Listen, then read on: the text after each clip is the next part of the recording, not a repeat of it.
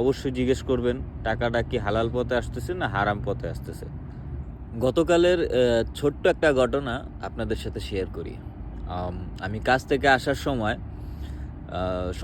সাধারণত আমি সামনের সিটেই বসি, ড্রাইভার সিটের সাথেই। তো আ দেখলাম ড্রাইভারের সাথে একজন কথা বলতেছে ফোনে। তো উনি লাউড স্পিকারে দিছে। তো গাড়ির জানালাগুলো সব বন্ধ থাকার কারণে না সাউন্ডটা অনেক জোরে শোনা যাচ্ছিল।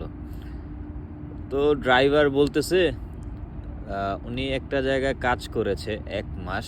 মানে ড্রাইভারের সাথে যে কথা বলতেছিল, উনি বলতেছে উনি একজনের সাথে ১ মাস কাজ করেছে। কাজের ক্ষেত্রে তো যখন উনার সাথে কাজ করতো, উনি একটু সরে গেলেই এমন একটা জিনিস ছিল যেটা সরালেই তার প্রায় ২০০-৩০০ রিয়ালের মতো ইনকাম হয়ে যেত। ঠিক আছে?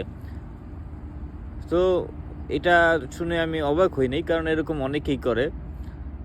কিন্তু তারপরের কথাটা শোনার পরে না আমার পুরা মানে হাসবো না রাগ করবো এরকম একটা সিচুয়েশনে পড়ে গেছি। কেমন?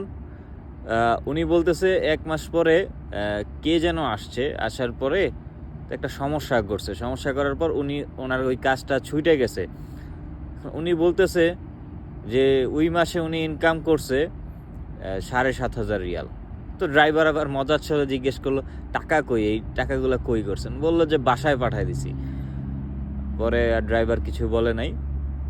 তো উনি বলতেছে যে ড্রাইভারে বলতেছে যে ভাই আমার জন্য দোয়া করেন, আমিও ধৈর্য ধরছি আল্লাহর কাছে, দেখি আবার ওই জিনিসটা পাই কিনা। মানে এটা শোনার পরেই তো আমার সব কিছু মনে করেন যে উলটপালট হয়ে গেল। আরে তুমি দান্দা করবা, চুরি করবা, তোমার জন্য আল্লাহ নাকি ওটা তোমার মিলাই দিব। ঠিক আছে? তারপরও মানে কি একটা অবস্থা, হ্যাঁ? চুরি করতেছে, ধান্দা করতেছে, ওইটা নাকি আল্লাহ মিলাই দিবে, আবার ওইটার জন্য নাকি উনি ধৈর্যও ধরছে। মানুষ আসলে কত কিছু করে, হ্যাঁ? বিদেশে অনেক বেশি টাকা না কামাইলে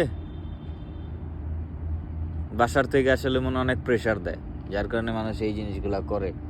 জানি না ওনার বাসার থেকে এরকম প্রেশার দিছে কিনা। দোয়া করবেন যাতে এইরকম কাজ কোনোদিন আল্লাহ না করায়। ঠিক আছে? কষ্ট করতে রাজি আছি, বিদেশে আসছি, কষ্ট করতেছি। আপনার ভাই, আপনার ছেলে বিদেশ গেছে, আপনি আপনার ভাই বা আপনার ছেলেকে ফোন দিয়ে বারবার বলতেছেন, দেখ ওইবারের সালাউদ্দিনে ১০ লাখ টাকা কামায় ফেলছে, তুই কি করলি? তুই ওই মাসে ৩০-৪০ হাজার টাকার উপরে পাঠাইতেই পারস না। এই জিনিসটা কইরেন না, কারণ সবাই আসলে ওই পথ ধরতে পারে না। ঠিক আছে? সো এই প্রেশারগুলো দিবেন না। আর অনেক টাকা ইনকাম করে অবশ্যই জিজ্ঞেস করবেন টাকাটা কীভাবে আসতেছে। আপনার ছেলে হোক, আপনার জামাই হোক বা যেই হোক, অবশ্যই জিজ্ঞেস করবেন টাকাটা কি হালাল পথে আসতেছে না হারাম পথে আসতেছে।